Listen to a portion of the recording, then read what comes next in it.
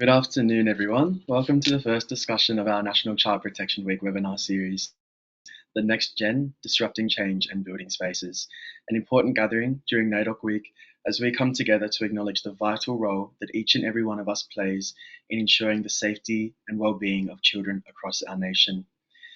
This year's National Child Protection Week will continue to champion the message that every conversation matters. However, this year we are complementing our past work in extending that theme, recognizing that conversations remain just words without action.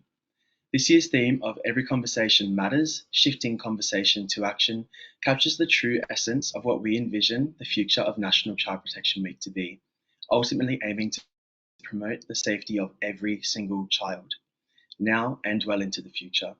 We all play a part in nurturing social action, and in light of this webinar, we hope to remind ourselves, both mob and allies, that we all play a part in driving action for our future Black babies to thrive.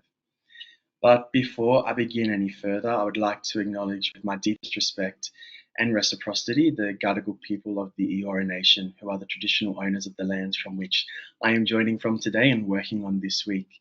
I'm just so thankful to Gadigal country and to the Eora Nation for the beautiful energy and welcome that I felt this week. It's really been unmatched. In saying that, I also want to acknowledge with deep respect my birth country, my ancestral lands, the place I live, work and love on, which is in Lutruwita, Tasmania, specifically on Muwinina country with deep-seated ancestral ties to Paradermi.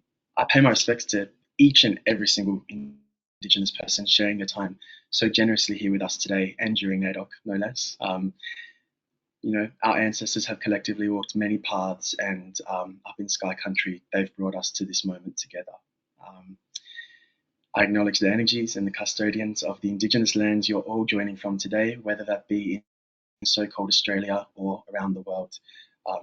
We also must make note in acknowledging country of our Black babies, for in the children of our mob, we can ensure culture is strong and proud, living on for the next millennia. We are so pleased to be launching this first webinar in line with NAIDOC Week. This year's NAIDOC Week theme, is the next generation, strength, legacy, and vision. And I'm genuinely so pleased, honoured, and a bit starstruck, to be honest, to be joined by these aunties, sisters, and brothers, the very speakers you'll soon meet, who embody strength, who have built a legacy, and who continue to grow a vision for so many of us. My name's Ruben Sherriff, and I'm your host for today. I'm a proud Pakana man from Nipalina, Hobart, and I work here at NAPCAN, the National Association for the Prevention of Child Abuse and Neglect, within the early prevention sector, doing consent and respectful relationships education. I started as a youth advisor, and whilst I maintain a strong youth advocacy focus, especially for mob, I have increasingly become more involved with campaigning and strategy over the past few months, alongside my incredible Palestinian sister, colleague, mentor, and cherished friend, Zahra Al-Hilali, NAPCAN's lead and manager of campaigns and social policy. Together, her and I have designed this webinar, and what you're about to witness would not be possible in the slightest without her Indigenous excellence and spiritual guidance. This project before you has been fully First Nations driven, and in saying that, I'm so proud to be a part of the world's longest living culture, one that within my context is matriarchal and has always centered the safety of our young people. For me, NAIDOC is a week to recharge. It's a time to reflect, positioning ourselves towards the future in cognizance of and fueled by the strength of our ancestors, our past, and of that collective vicarious resilience. It's so great to see that there are hundreds of you joining us live from across the country, coming together to recognise the power of these fantastic contemporary Black visionaries. So thank you for taking the time out of your day to listen to these important conversations. I've spoken a lot to start off, but before we truly get started, I just want to cover a few housekeeping items. This webinar will be recorded and posted on our website and YouTube channel in the coming weeks. The chat function is enabled for questions, so please feel free to submit them throughout the webinar as we speak and yarn. Speaking of yarning, Blackfellas love to have a good yarn. So if time permits, we'll endeavour to answer some of these questions. And to ask a question, just search for the chat function, which can be found at the top of your screen currently. The webinar is in listen-only mode, so all participants are muted except for myself and our wonderful, wonderful, deadly panelists. Closed captions are available and can be enabled by clicking the CC icon at the bottom right of your screen. It's also important to acknowledge that some of the conversations we may be having during today's webinar might contribute to some discomfort, especially for mob out there. So if this is the case, please feel free to step away from this webinar if it's just not for you at the moment. That's totally fine. Feel free to debrief with your loved ones and those you trust the most. If you are a mob and you require any professional help, please contact 13YARN at 139276. I repeat, 13YARN at 139276. If you're an ally, you can contact 1-800-RESPECT at 1-800-737-732. These details will also be available in the chat box. If you experience any technical issues, please refer to the FAQs posted in the chat or contact the assigned NAPCAN phone number or email address also provided in the chat box. We have a deadly behind the scenes team here at NAPCAN and we're always here to support wherever we can. So now, without further ado, I'm going to pass you all over to our wonderful, wonderful speakers who, as I said, and I cannot say enough, are so deadly and generous to be joining us here during NAIDOC, especially to bless us with their Black excellence and invaluable wisdom. So today, we're joined by Auntie Lil Gordon, Gemma Pol, Brooke Blurton, and Jonah Johnson, who should soon appear on your screen if they're not there already. I'm so excited to get stuck into this, you mob. Handing over now, I might get you mob to introduce yourselves and also briefly reflect on our opening question of what this year's NAIDOC theme means to you. So, Auntie Lil, why don't we start off with you? Thanks so much, Ruben, and thanks everybody out there. I'm acknowledging that I'm on Kaurna country down here in Adelaide, and paying my respects to elders past and present for being able to be here for a really special event, but I'll talk about that a little bit more around young people's voices. I'm an Eambar woman, northern New South Wales, home to Biomese Nunu, which is the amazing fish traps out in that northwest space, and so I'm definitely muddy water because if I'm in the ocean, anything touches me, I'm like out of there, like there's no tomorrow. Currently, I'm acting as the National Commissioner for Aboriginal and Torres Strait Islander Children and Young People. So it has a couple of things from my perspective in terms of NAIDOC. And NAIDOC's always a time for me that I feel like we can just breathe, right? And just be who we are and not have to keep worrying about everything that gets said about us all the time. So it's that time to breathe, connect, laugh a lot, and see the mob and do all those things. So for me, I just find this sense of being able to let go through NAIDOC week and not having to hold yourself so steadily all the time in that space. But this year, particularly given the roles that I'm in, but also, just in terms of my career, I guess, starting out as a teacher in those spaces, but also moving through into certainly Aboriginal affairs realms overall, and then finding myself in this role. The thing for me is legacy. I am a truly believe that we are placed where we are meant to be by our ancestors for where they need us to be at any one time. And so where they see a space that they see your things can be used, then they put you into that place. So, and legacy is about what we leave in people, not what we leave for people.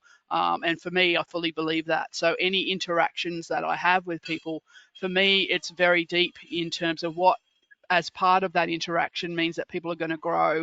And for our young people, it's just an amazing thing to see. Here we've got an event happening around our say. So it's all school kids in a speaking competition. Now, these kids are as young as 8 and 9.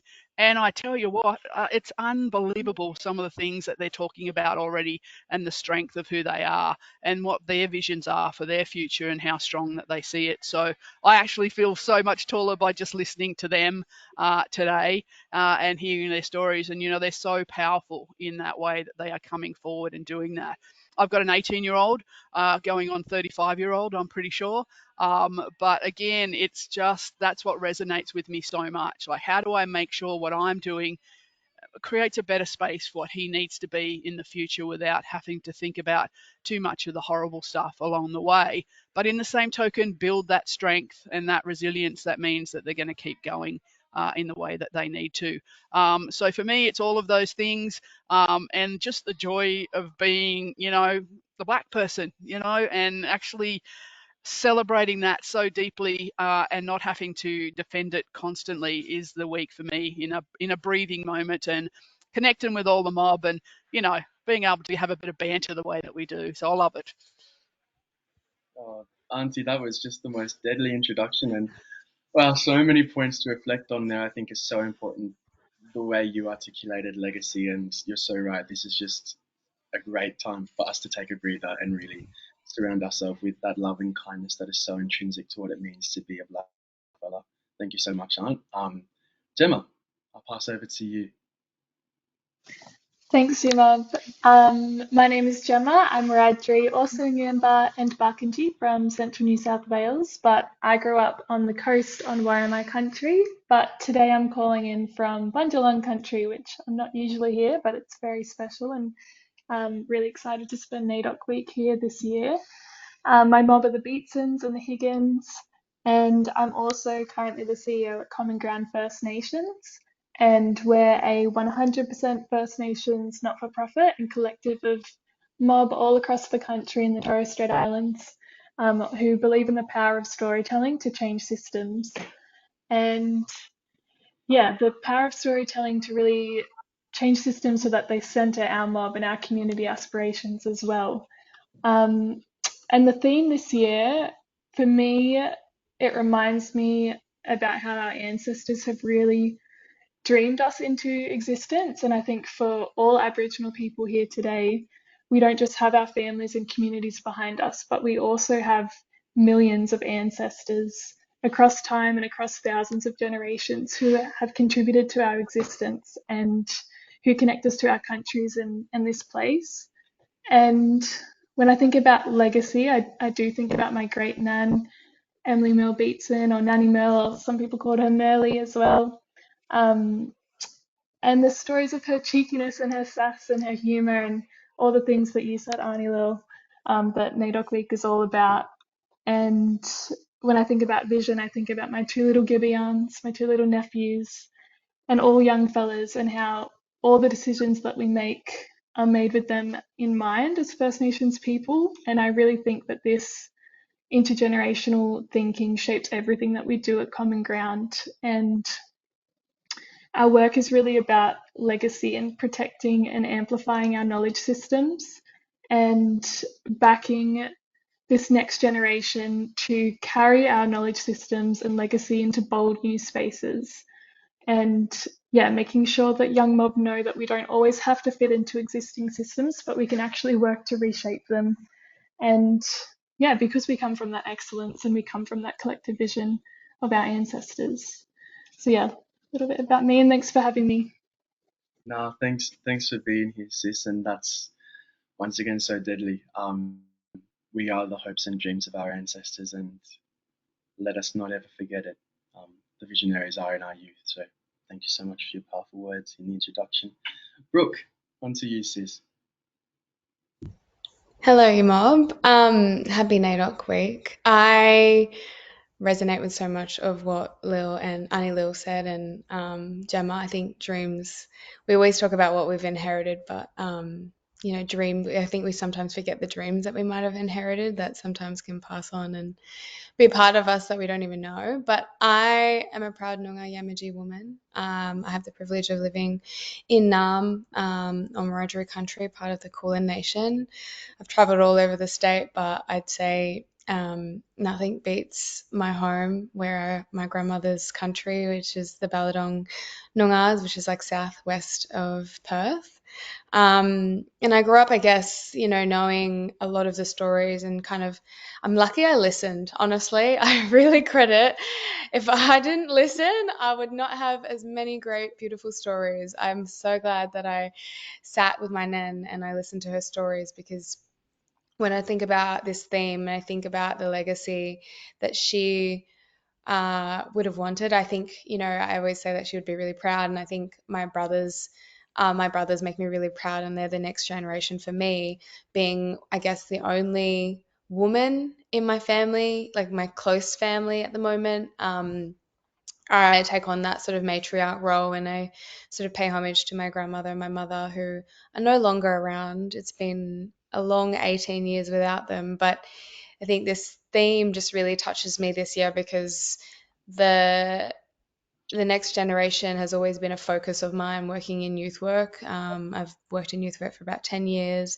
As much as all the other things that I do, I never really gave up my youth work job. And I think a lot of people might forget that. But my biggest inspiration and passion is working with First Nations people and young people specifically, and inspiring our next generation to live their authentic lives and not put limits on themselves. So when we talk about their visions, I think when I think of my grandparents and their visions for us, it wasn't just coming from a survival perspective. Like, it was about creating a life and a future where we could live with pride and safety and purpose.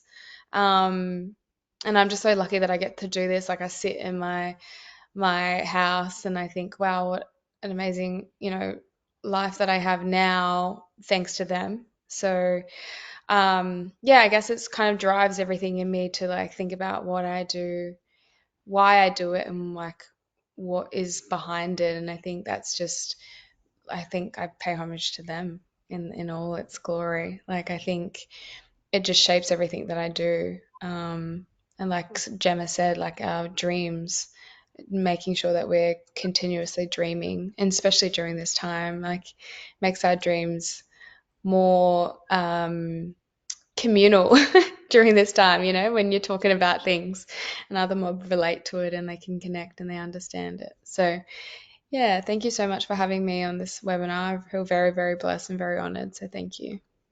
No, the blessing and the honor is all ours. It's all because of them, and being an inspiration is exactly what you do. So yeah, Thank you. Jonah, brother, lucky last but not least by any means. Let's pass Here on we to go. you for some questions. Yeah, how you going, everyone? I'm Jonah Johnson, Wiradjuri man from Griffith in the Riverine area, New South Wales. But I grew up on Gadigal, Bidjigal, Dharawal, Dara. I grew up all over Sydney. Yeah, really lucky to have grown up there. My cousins pay me out though that I am a city boy, so anytime I do go back to Griffith, they pay me out for walking around with shoes on and all the rest of it. But I'm currently living and working on Wulgarugabar country and Bindal country up in beautiful Townsville. I got a bit of a rasp in my throat because I was sleeping with the aircon on last night. It's that hot still here. But yeah, I'm currently a senior digital producer at NITV. So any yarns that you see on social media, on the website, that's our work. And yeah, really lucky to be working with some really talented and deadly young mob who are really passionate about storytelling and telling those stories of our communities. In terms of the NAIDOC theme, I was down in Perth for the NAIDOC ball covering that. We did a TikTok live of the black carpet and interviewed the winners. And sort of going into it, I was very focused on, and obviously this is the context of this yarn today, but really focused on the youth and young mob. And, I was really reflecting and writing questions about that. But I got down there and started having a few yarns and stuff, and it was reminded that as much as it is about the next generation, what that means is it's a process. There's more people involved in that. That's our elders who are, allowing us to they're instilling those yarns into us for next generation to carry and pass on. So the NAIDOC committee did a really, really good job with the theme. I was thinking about that and reflecting on, the yarns that, I'm getting to an age now where my nan and my mum and my uncles and aunties they're, kind of going, okay, you're ready to sort of know these yarns now and sort of pass it on. So I sort of see it as a bit more of a call to action personally for me. It's, reflect on myself, and am I ready to carry those yarns and be responsible for those stories. So yeah. No, so true, bro, and thanks for sharing. Very happy to have you here. So that's us, everybody. Introduced, not finished. We are gonna kick into our webinar now. So, Auntie, I'm gonna start by asking you a question. In your role, you meet so many incredible young moms. What are some of the ways that you see them leading change in their families, in their communities, in their schools, and reflecting on your own journey as well? How has your understanding of what it means to create change evolved from when you were a young person now to holding this quite senior national role? Yeah, thanks for the question. It's not an easy one. Look, for me, I mean, I'm absolutely privileged to be in this role. Number one, I've never could have imagined that that would be the case. There's kind of irony in that, though. My dad was the longest-serving ATSI commissioner, so in some form, you kind of see that legacy piece just keeps coming and follows you, very much so. And there's lots of Batman jokes around Commissioner Gordon, so I get that a lot. But in terms of where I'm at, I guess for me this role is definitely about dedicating uh, it to protecting and promoting the rights of our Aboriginal and Torres Strait Islander children and young people, and we can't do that for them or without them. So a big part of this is really making sure that we're hearing from young people, and we don't even need to reach out. They're reaching to us to go, I want a voice in this. I want to be able to be heard. I want to be able to be part of policy decisions that absolutely impact on me and my family and my mob. And so for me, it's what I'm seeing is actually our young people rise up, probably at a time where it's been difficult. When we think about the referendum and things post that, as we've gone through election, for example, when there was all sorts of things about acknowledgements and welcomes and flags, and all of those things. But that's been our history, right? This sort of ebb and flow the whole way through. So I see that shining through, and it is what we've left in our young people. It's almost becomes an innate part of you. I was an incredibly shy kid. Even when I was teaching, I was still quite shy, and I was teaching at a fairly young age. But, there's a moment in time where you just click into something. And that's sort of where my experiences come from, in that it just clicked. And it was for me when I was working in juvenile justice and corrections, where even as a younger person, that you then had to have your voice in that, or otherwise you're going to pretty much just be trodden all over, or you're not able to work in those places because you have to be able to speak up when things are not right, at any one time. And like I said, just hearing these young people here, they're ready, they're poised, their abilities to write, their abilities to use technology in those ways are absolutely present. So I think that's what I see as the difference, is the opportunity to use a lot of different platforms. Here were young Jonahs in his space, so there's those things. Noting, of course, they can be dangerous without a doubt, if we're not doing those things right. But they are ready and they are willing, and from today, even just young people who want to be soccer stars, through to those who want to be activists, to those who want to be the prime minister. They're the things that you're hearing and we're hearing all the time.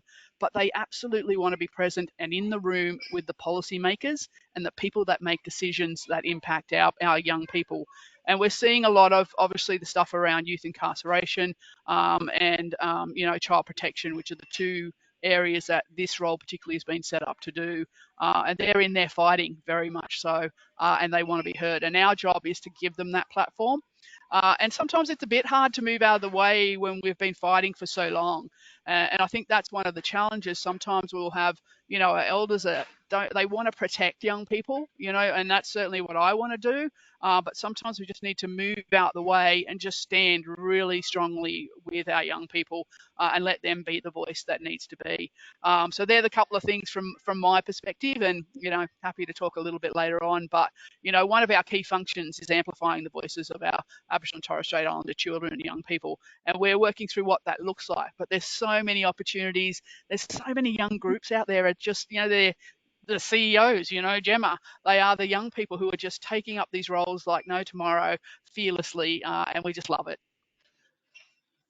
Absolutely, it is fearless, and it's so energizing to see mob having that fight within them and wanting to speak and wanting to take up these spaces. So thanks for reflecting on that, Auntie. In light of that, what do you think that adults, institutions, leaders all across the board can do differently to truly back this leadership initiative, this fight displayed by young mob that aren't getting media attention, that we're not talking about? So moving away from that tokenism and that convenient celebration of Black youth, what do you think we can do differently as adults to support our young mob? Yeah, look, it's that creating of the space. If you've got some sort of power, you've got some sort of authority, use that in a way that creates space for our young people, and then just step out to the side of that and just be beside it. But then the other part is the action piece, right? We've had so many reports. We have our young people saying, this is what we need, this is what we need, this is what should be happening. And we're not really actioning that as loudly as we possibly can. So I think it's a couple of things. It's that creating the space. If you've got that, you've got some sort of leverage that you're able to do that, then get in and use your powers for good, as I would say, and create the space and allow young people to have those conversations that they need. But then how do they bring that forward? That's where you can step in and definitely clear the pathway for young people to have those voices directly to government, directly to private sector, directly to the NGOs, but also to make sure that we have young people employed in those places, that they are part of the ecosystem by which we want to improve, most definitely. And look, and I'm seeing that, but not as much as we need to. For us, that's half our population, right? So, 50% of our people are aged under 25. What an absolute opportunity for change, right? We just need to be able to create the space, but also to make sure that we're honouring what's come before and those that are around us. It's important to do that. And sometimes, sort of for me, I feel like I'm a little bit of that bridge. I don't feel like I'm the wisest, but I don't feel like I'm the unwisest either. So, being able to bring that together is part of what some of us need to do. And again, in a way that's safe, though, that's really important.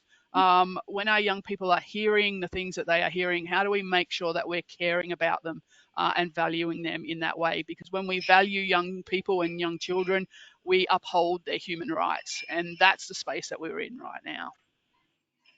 What a strong ending there, Aunt. It's so inspiring to engage in this intergenerational yarn with you and to hear what your hopes are for the future of our young mob and how you think that their capacity can be uplifted and honoured, and how lucky we are to have you along here. Thank you. My right nostril is so itchy. I keep scratching it. I'm like, damn, the webinar camera's on and off we go. But I guess that's how it rolls in NAIDOC. So I'm going to pass to Gemma now. Gemma, sis, Common Ground, deadly initiative, reimagining truth telling through storytelling. Obviously, storytelling intrinsic to who we are as blackfellas. How do you see storytelling as a tool for shifting narratives and building intergenerational connection, ensuring that young mob out there feel seen and heard through our stories? Thanks, Ruben. I agree. Mob are just the deadliest storytellers. You just have to look at this panel to see that. But it's also our oldest system is storytelling.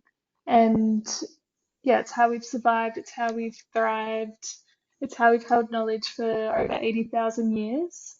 And for Mob, stories don't just describe the world, they shape it as well. And stories teach us how to live, how we relate to one another, how to care for country. They hold law, language, spirit science, all woven together. So at Common Ground, that's the basis of Common Ground. That's why we started, and we see storytelling as one of the most powerful tools and ways that we can shift systems. And that's because systems are made up of people, and people are shaped and driven by mindsets and narratives that we all hold. And when I say systems as well, I mean things like the mainstream media that misrepresents us, and that's why spaces like NITV and Common Ground are so important, and the education system that has historically left us out, and policy that overlooks our knowledges and solutions as well. But as we've seen with Common Ground, we've been operating for almost 5 years, or about 5 years now. And yeah, when we hear young mob sharing stories that reflect their truth and their humour and their resistance and their excellence and their joy, it really changes everything. And I think that's because the stories that we tell ourselves are often just as, if not more important than the stories that we share with others. And I think as blackfellas, we're constantly, historically, we've always been sharing sharing stories, educating. So Common Ground still does that. Like, that's still an important part of our work, but we also really make space for our mob to share our stories on our terms. And we have a few programs where we've really seen this in action.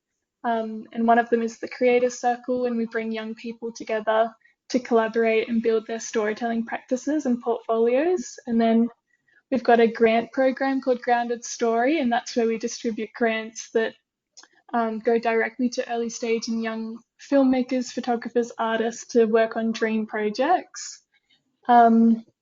And then as well, Dreamy is our sleep stories, and they're written and narrated by First Nations storytellers across the country. And when you listen to those stories, and young people, they're really popular with young people, we get to hear the words that our ancestors spoke in those moments before we fall asleep. And I think, it's just the power of, really innovative First Nations storytelling. And I think for us at Common Ground, it's about making sure that our stories aren't just heard, but we also centre agency, and young people and all storytellers that contribute to Common Ground are backed 100% to author the story.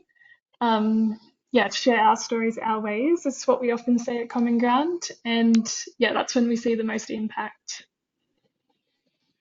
Storytelling as blackfellas is our way of being. It is our method.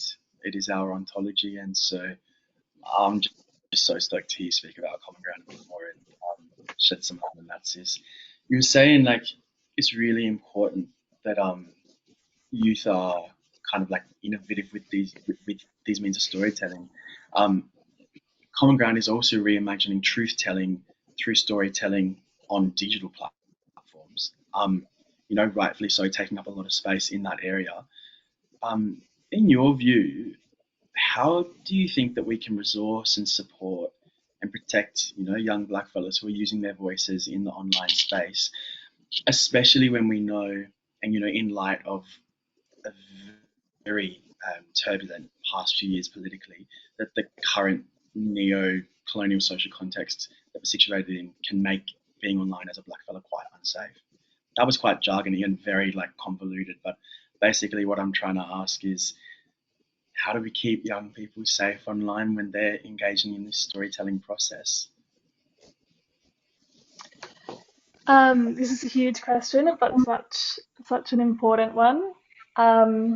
Because yes, amplifying our voices and using our voices is really important and so impactful.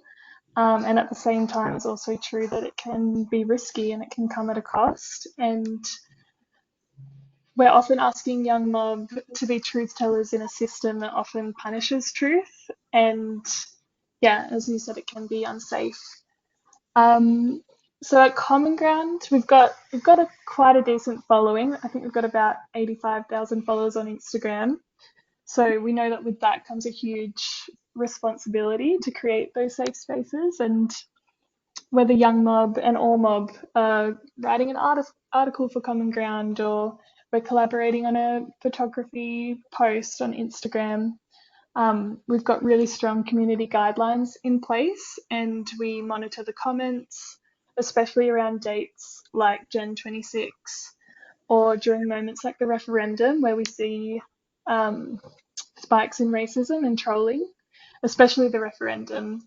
We did a bit of monitoring and tracking and evaluating just internally at Common Ground around the rise of racism, and it was really prevalent just on our channels. But at the same time, I think we also need to shift the onus away from blackfellas, and it can't just be mob it can't just be young mob, especially doing the work of educating and responding and holding space and combating racism.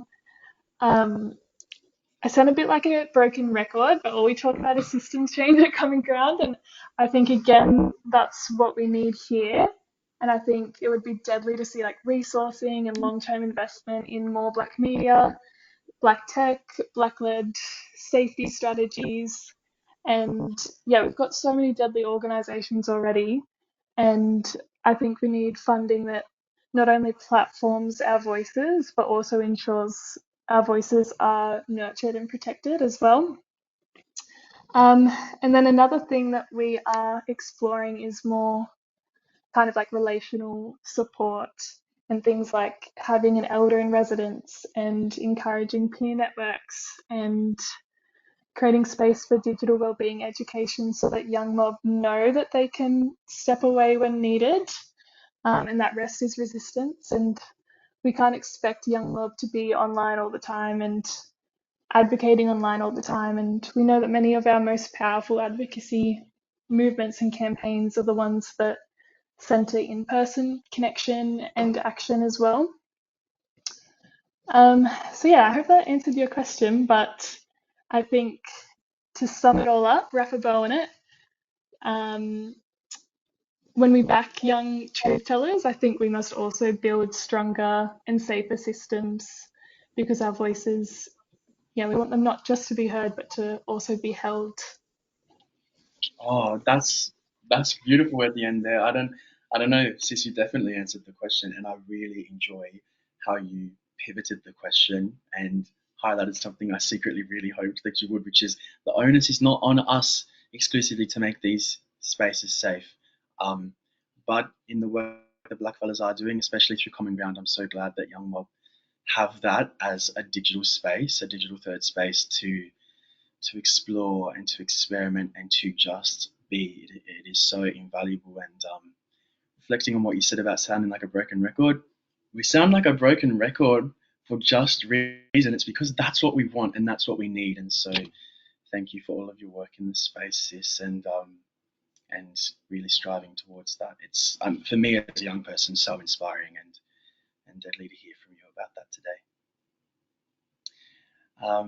Brooke, keeping in line with this digital theme, you're a younger person yourself. You're someone who has grown up in digital spaces and now influences within digital spaces.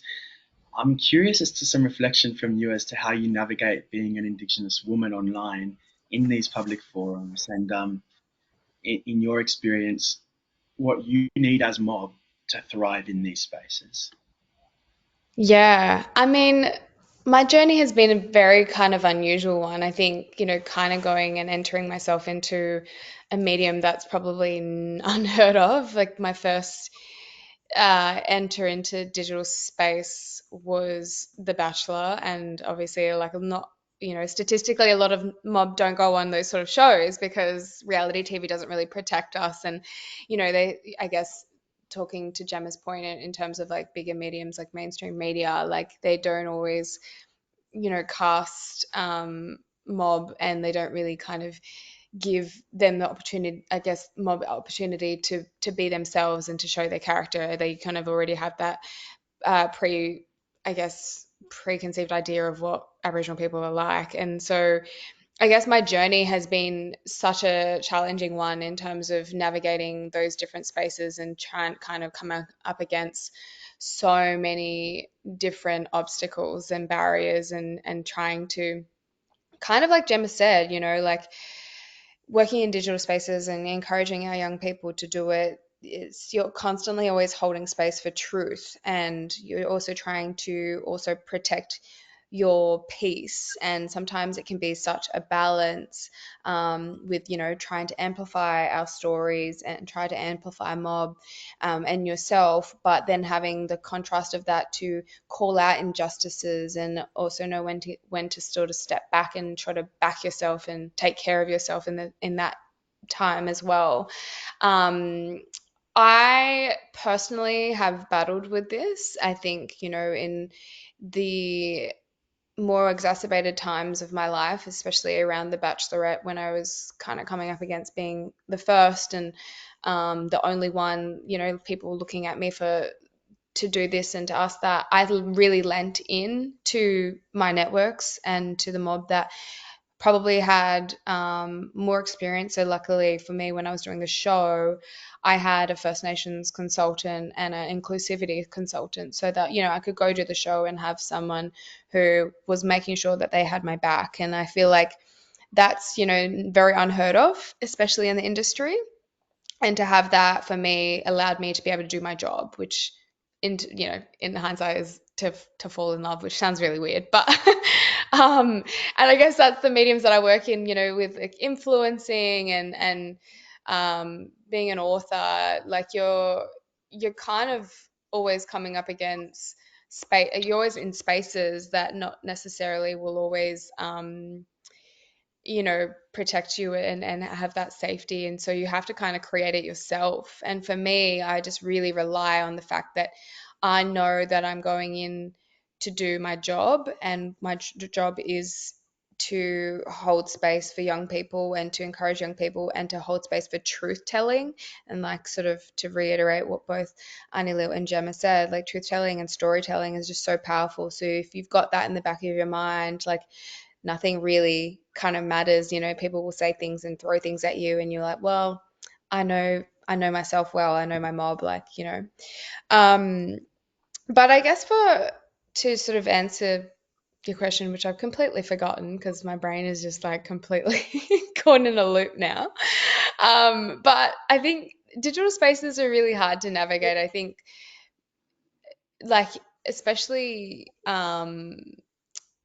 if you've never been in them before. I think for me, like, I was just a navigation process, right? And I just kind of had to make sure that I was just staying very true to my values and staying very true to what I believe in. And I think that's probably what I try to encourage all mob, is that sometimes the world can be sometimes the influencer world or the digital world can sometimes be like very oversaturated and very surface level. And I know who I am, and I know, I guess, what I'm passionate about and what I'm destined to sort of do in this world. So I always just try to remember that and kind of put that into my work, and obviously try to inspire young people to do the exact same, because we know now, like, obviously a lot of mob accessing like social media and they're creating content, and we know that sometimes those spaces are not the most safe. And I think you got to find a good balance, and I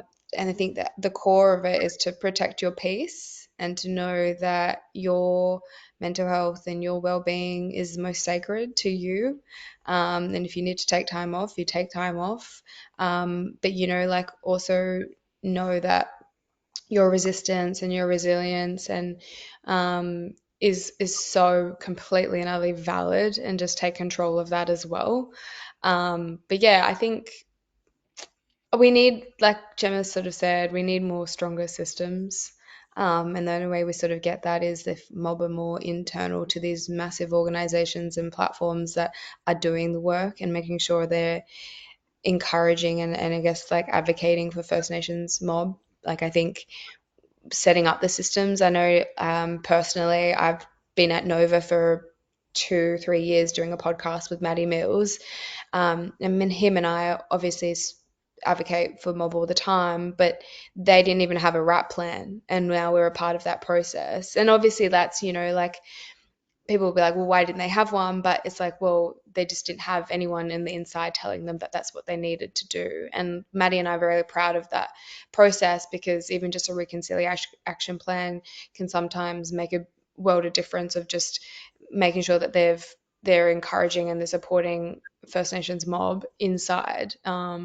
So yeah, I feel like I hopefully answered the question. Sometimes I'm a bit of a serial yapper and I can go on a bit of a tangent and I'll lose myself. But I don't know. I just strive for that. The digital space world is kind of, encourages young people to be their unapologetic self, show culture so proudly, and I guess just do that sort of without any type of compromise to themselves. Sis, not only did you answer my question, but you answered, Oh, I just you answered the next question that I had prepared. Like you sorry. fully did. No, don't apologize. That was an incredible monologue. Are you serious? No, no, Oh, no, no. now over to Jonah. No, the way you Skip articulated her that now. and Skip her now. I'm so sorry.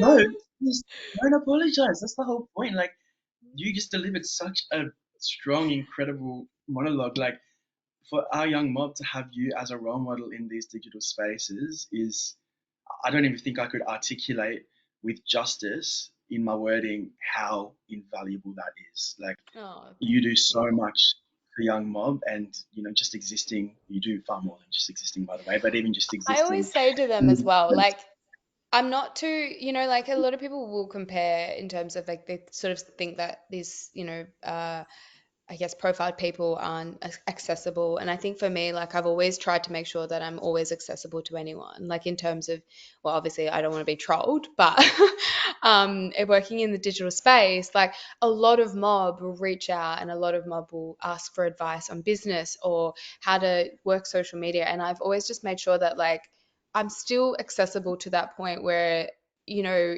I think that's the best thing about being black as well, being a black fellow, is that all of our knowledge and everything that we have is always shared.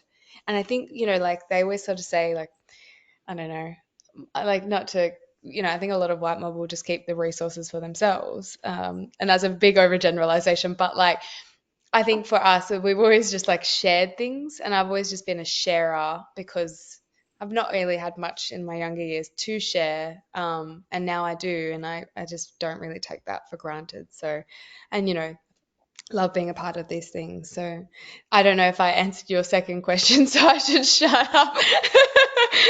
No, because sharing is not only caring, but sharing is the very facet of blackness, because we have Yeah, reciprocity in our bloodlines. Like we were born with this, we were born to do this. Our ancestors dreamed that reciprocity, our ancestors dreamed us into existence, as Gemma said. um the second question, sis, was just about what young people need to be bold online, and you did exactly that. So thank no, you so much, and thank you for sharing this space with us, and thank thank you for you. being such a bold role model and keeping it real too, being accessible for mob and keeping it real and having such a strong ontological positioning. Yeah, totally invaluable. So Thank thank you, Ruben. I appreciate that. Thank you. you. Brother, onto Jonah. Um, you know, as a journalist with NITV, you play such a key role in shaping how young mob, the next generation of mob, sees themselves reflected in black media. How do you see black journalism, storytelling influencing the legacy we're leaving for young mob, and what it means to pass stories down through a media that's true and proud and future facing? Yeah. It's a massive question, and I was actually talking about it with uh, my partner the other day. She's in health. She's a neuropsychologist, so she's the brains and the beauty. But um, we're talking about strength based approaches and deficit based approaches. Obviously, in health, that's a big one. And she sees a lot of mob that comes through as well. But I think our we're at the start of black media. We haven't been around for very long, and I guess the sort of immediate role that black media takes as soon as we get a platform is focusing on those deficits. What are those things that need to change? So when I talk deficits, I'm talking about, every year we have a close the gap report that doesn't seem to change, but there's a need for us to be reporting on that trying to hold people to account and keeping, uh, you know, these stories at the forefront of people's minds. So it puts pressure on people. But I think, especially going into, the digital um, era, like we need to be focusing a lot more on a strengths-based approach. So celebrating, the work that is being done, and however big or small the story is, I think we need more of platforming positive stories and platforming the progress that our communities are doing. A piece that I did towards the back end of last year into Bathurst in New South Wales on Wiradjuri country. It was a bit of a personal one for me because it was my mob as well, but it was 200 years of since martial law was declared on Wiradjuri in the Bathurst region. And I'm not sure if you guys are across, but Wiradjuri language itself has gone through a massive revival. So Uncle Stan Grant Senior, so Stan Grant Junior, the one you see on TV and ABC, his dad, along with a handful of other elders, brought back the Wiradjuri language from the brink. And now we've got a Wiradjuri dictionary. It's being taught in universities. So, stories like that, I wanted to focus on the revival of that. And, a yarn that I heard, one of the aunties, and it's so bad, I've forgotten her name. I'm so sorry. Yeah, no, I forgot it. So bad. I'm sorry, Auntie. But she was telling me about Windradine, the Wiradjuri warrior from Bathurst, walking into Parramatta from Bathurst and trying to get a treaty with the first Parliament of New South Wales. And there was a yarn in that he walked into Parramatta, and along the way, he walked into Parramatta with a straw hat on that said peace on the top of it in English. So, along the way, these farmers and pastoralists, he had allies along the way who made him this hat. He told them, I want a hat that says peace as I walk in. So, you can look at that instance of 200 years since martial law was declared. You can focus on, and you do have to focus on that history, but there's all these other little yarns within that these young mob in Bathurst were hearing for the first time, and how powerful that is for those young mob to know those strength-based stories, as opposed to all the statistics about you're going to get locked up, or someone in your family is going to commit suicide. You know what I mean? And all that stuff has touched us all, you know what I mean? But I think having those young mob know those stories of strength and positive, I think that's we need to balance those out. Yeah, it's so important that not only are young mob represented in media, because in truth, we're everywhere. We are everywhere. We have always been everywhere. Never getting rid of us. So it's important that we're represented in the media, but it's important that we're fairly in the media. Bless you, brother. It is so important that we move away from these deficit focuses, which for too long have decided the narratives about us and dictated the narratives and dichotomies focused about us without us involved in doing that. So it's so deadly to see, young black folk like yourself up there in journalist positions. You're not going to believe this actually, but you also answered my second question that I had for you. So you and Brooke must be on the same wavelength or something today. It's just I read the questions ahead of time as well. Sorry. Yeah, they're just a guide. This is more of a yarn, really. But damn, you floored me. I don't know. It's just in your job, it's so cool that you get to see young mob up close and capture real, true, authentic, strengths-based, focused examples of grit and power and resilience, and in your role ensuring that young mob are nurtured and not silenced. I just cannot respect it enough. Might shift through to the back end of this webinar now. we've got some panel reflection before we shift into some Q&A. We've got some great questions that I can see down there. So thank you to your mob in the audience for asking some deadly questions. Hopefully we can get to those towards the end. But as I said at the beginning, in line with the theme for NCPW here at NAPCAN, we believe that every conversation matters and that we need to shift conversation to action. It sounds a bit cheesy, but one of my favorite sayings when it comes to this stuff is that we cannot talk the talk without walking the walk. Like, words are empty if you are not pairing your words with those big black strides, those big black steps.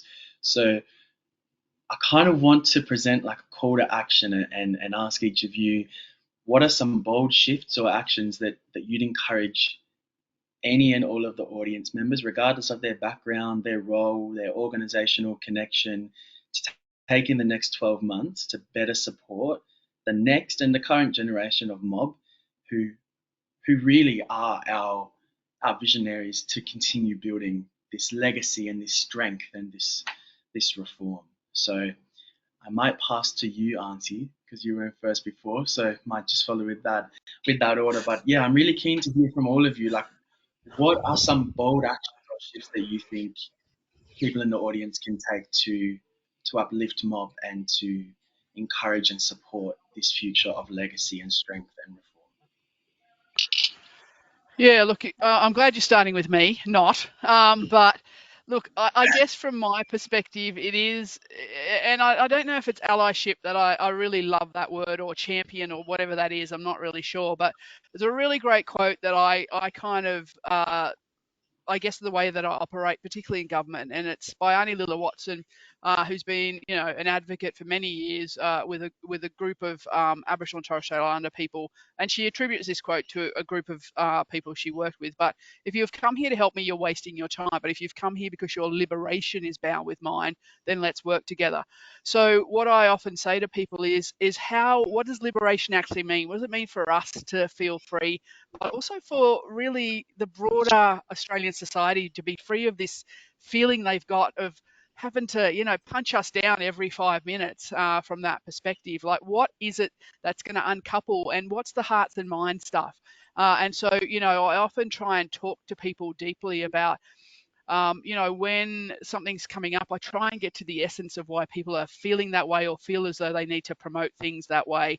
So I'll do a lot of that in the back end or off the side, and that's what I think supports and clears the way a bit for our young people, and that's something that I will stand with the whole time. So that's Arnie Lilla and I'm Lil, so I'm going with a Lilberation movement around sort of allyship and just the broader society seeing us for who we are as, this really long wielding wisdom, knowledge center, deep memory, all of those things. That means this country gets to be everything it can be in every possible way. And so I try and just clear the way, and often with my teams that I have, whilst I'm in a leadership role, I just say, well, you send that email, and just CC me in if that's what it means. I'll bring you to the table and you talk.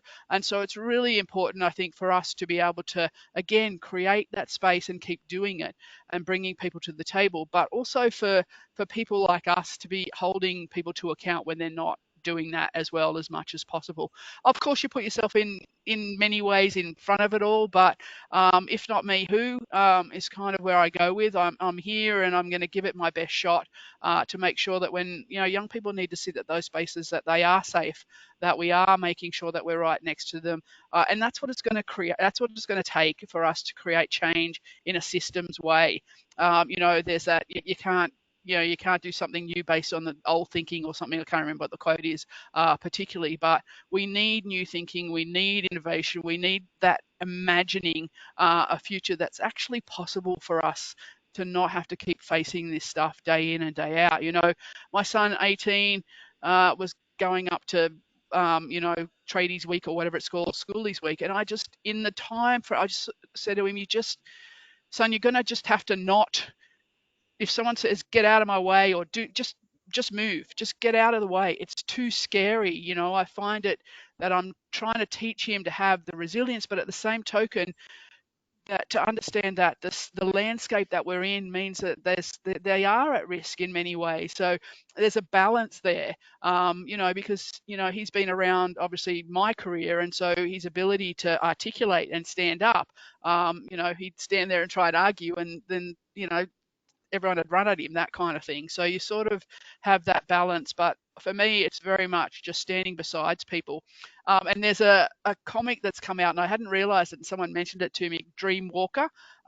In Digiverse, it's come through. I can't remember what his name is, Young Wilson fellow.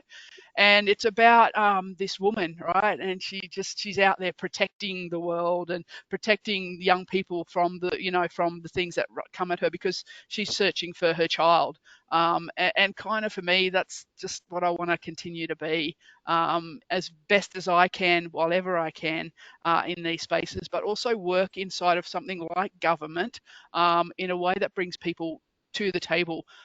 There's an author called Adam Kahane, and he talks about this radical engagement, and that's about really getting around the table with usually unusual suspects. You don't always want to sit across the table from certain elements that we work with or don't work with, but I tell you, you have to bring people around, and you have to have that space to be able to collaborate on things that are hard.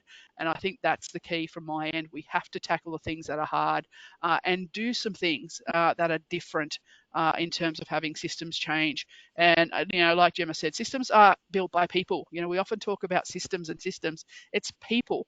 So if I can get into the hearts and minds, I'm going to get in there and give it my best shot, so that the thinking is just different, from that perspective. And I also came across this other quote. I often thought that I am the hopes and dreams of my ancestors, that shirt, but I saw this one, I am my ancestors' wildest dreams. And that's what we need.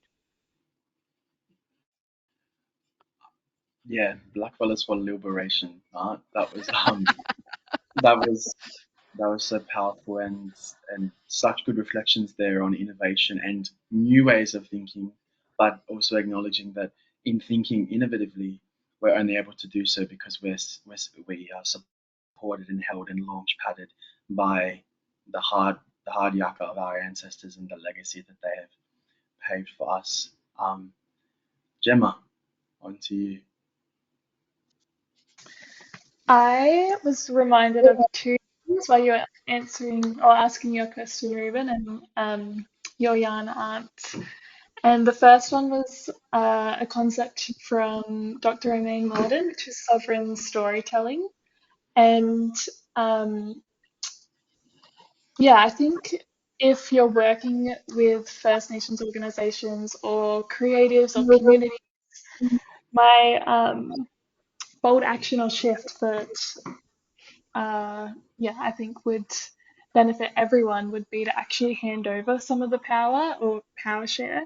And I think if you create space for mob to lead, to be authors, to have that creative agency, you actually end up with far better and more incredible and more creative projects and art and movements. And we've seen that time and time again at Common Ground. We often have a partner organisation or a corporate come to us with an idea, and if they don't create space for our contributors or the First Nation storytellers we work with to run with that idea and make it their own, then it just isn't as deadly as it could be. So my first thing would be like power sharing and actually handing over the power and agency to mob, because it makes projects stronger, better, deadlier. And then the other thing I was reminded of, or just a word that came into my mind, was solidarity. And I think another mindset shift that I would like to encourage would be ensuring that your allyship is intersectional and it goes across borders. And we know that Indigenous people globally have so many stories and solutions to many of the crises that we face, including the climate crises. So I think, I encourage everyone who is ready to back mob on this continent to make sure that you're ready to back Indigenous peoples globally. So powerful, sis, and comes back to the idea of sharing and reciprocity, and not speaking for us, but alongside us, and letting us take up the space that is ours. Thank you so much for your insight. Brooke, my sis, on to you. I feel like I'm just going to reiterate some of those points, to be fair. I just feel like, I don't know, like you said, Ruben, before, you said if we truly believe that conversation matters, we must be just as committed to the action and what happens next, right? And I think everyone can do their part. And I just think personally, when I'm working, whoever's working in whatever organization you come from, I don't know, it just, words won't protect kids for me. That's personally how I think. Actions actually actively doing stuff. I think consistency for me has always been a thing that I pride myself on, and I would hope that other people do as well, especially organizations that are working in community and supporting young people. I think, sometimes when I think of my life, I think consistency. I didn't have a lot of consistency, so I tried to do that exact thing, and I think that's had the biggest impact on my life. So hopefully, if I show up and I continue to show up, and other people continue to show up, our young people will obviously strive, and hopefully, we'll have such better quality of lives. I'm gonna keep mine short. I'm gonna say I think the other side of that as well is building relationships are really important. I think as much as consistency comes into play, I think building those relationships is so important in terms of the support for young people and mob, and knowing that they feel safe and validated. We all know that. So listening without ego as well. I think listen without being judgmental, listening without ego, listening without having to feel like you need to fix something. We all know that when we centre First Nations people and we give them the agency, what Gemma was saying, they know exactly what to do.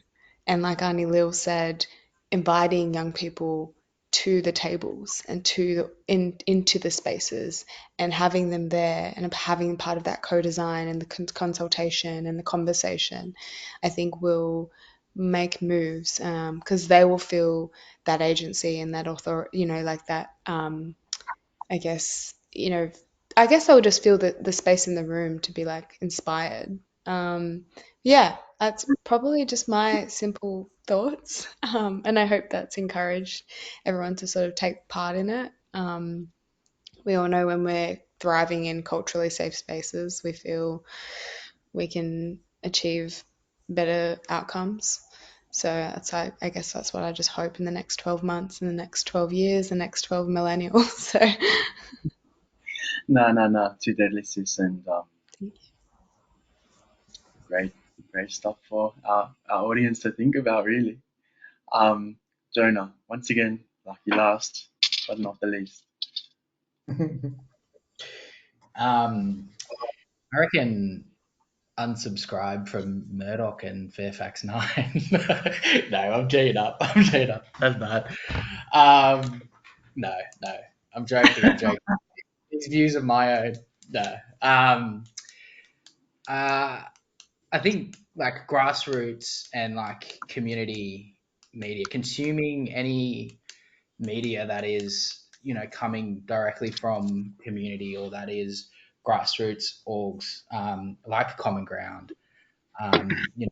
Right now we're seeing a wave of content creators, of people showing us what their communities are like and what issues they're facing. I think that is, from a media perspective, I think that's grassroots communication at its core. There's nothing sort of for us to support that and be engaging on that on socials and all the rest of it. I think is really important, and interacting and sharing those stories on platforms, to support those storytellers. Definitely.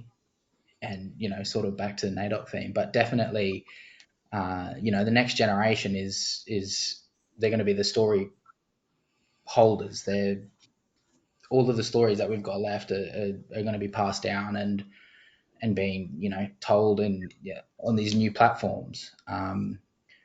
So yeah, I think supporting any grassroots or community media. You know, I've moved up here to Townsville, local radio, 4K1G. There's Black Star that services Far North Queensland. You know, jump on and have a look at them. First Nation media associations, like any of those partners, jump on, have a look.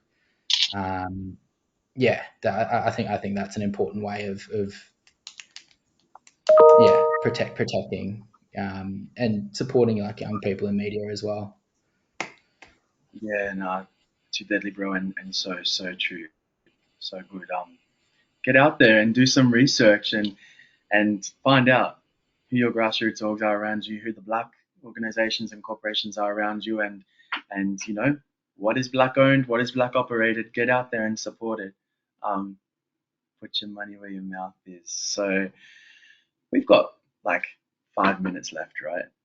Normally we'd ask questions. We've had so many incredible questions, which unfortunately we won't get time to answer, but I do want to address them and say that Zahra is continuing to develop National Child Protection Week webinars, and we will be developing many more First Nations yarns and avenues for storytelling and speaking. And so those will be addressed in another webinar. Please do not worry about that. You know, it is my lifelong pledge to ensure that every young First Nations person feels safe and supported by mob, as mob, sorry, not by mob. We know how to support our kids. So just, yeah, mob, what incredible wisdoms and yarns and visionaries we have in front of us today. I feel such an immense privilege being able to have spent the last hour or so with you. I don't know about you, mob, watching, but I'm in my hotel room. I'm definitely gonna spend some time after this and just soak up all of the good work that has come out. So this brings us to the end of our webinar today. We explored a really deadly intergenerational dialogue focused on authentic change making and roles in digital spaces as mob. This has driven home so many messages, you know, notwithstanding features of self-determination, lived experience, online safety, so many different things.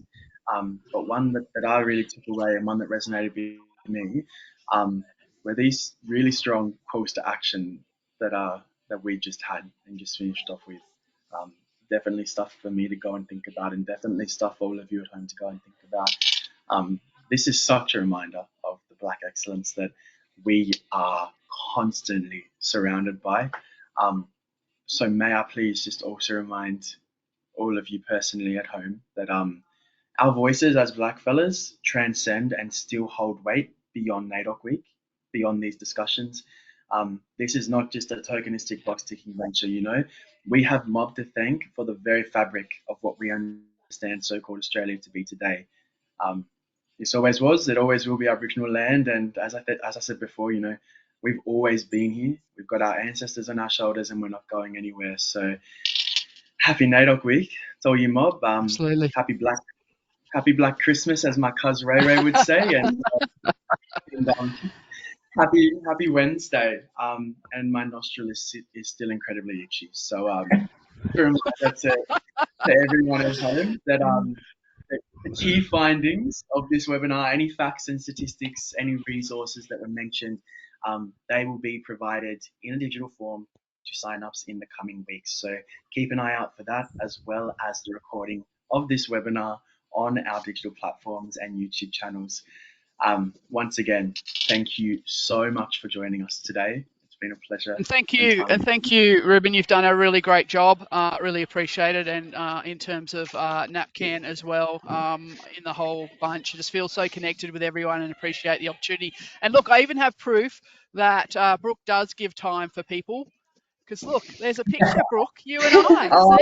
See, I know you remember that, eh? But yeah, you've done an awesome job, and you know, for NAPCAN, it's really great. Obviously, Gemma, I feel connected to you, given country, and now it's also Jonah. Just really appreciate your time and the way that you've gone about it, Ruben. Thank you, really appreciate it.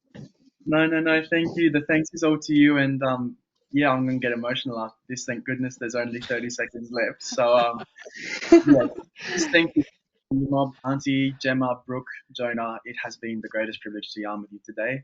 In my language, we say Wulaka to say goodbye. So I'm gonna say Wulaka and wish you, Mob, a great rest of your day, the happiest of NAIDOCs, and let the audience have these learnings marinate. Thank you, Ruben. Yeah, thanks, Ruben. Thanks, NAPCAN. Thanks, Bye, everyone. guys. No, Happy thank NAIDOC. you, Mob. Thank you, Mob.